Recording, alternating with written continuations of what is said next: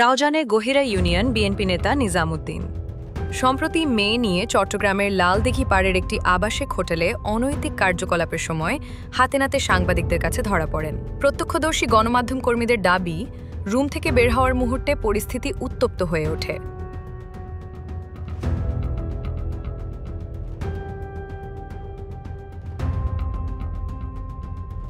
Video ধারণ করার চেষ্টা করলে তাদের মোবাইল ফোন কেড়ে নেওয়া হয়। ঘটনার পর মুহূর্তেই মেয়েটিকে দ্রুত হোটেল থেকে বের করে দেয় নিজাম।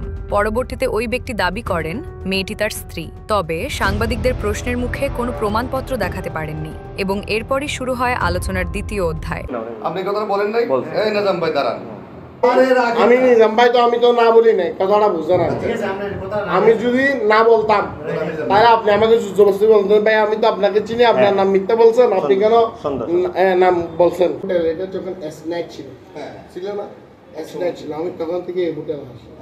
কথাটা বুঝেন, আপনার বাইরের রাজন আমার বাইরের রাজন তো ঠিক আছে।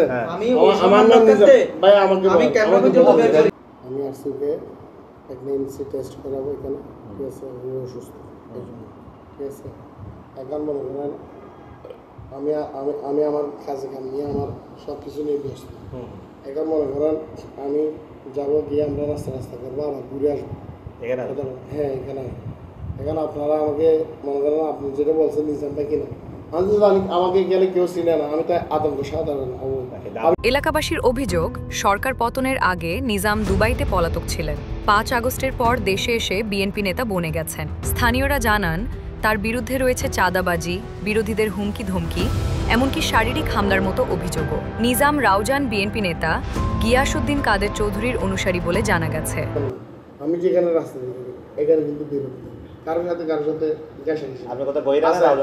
গয়রাতে কোনো বিরোধী, ঠিক আছে? আমি তো গয়রা লিখছি রে ভাই এখানে। Desk report,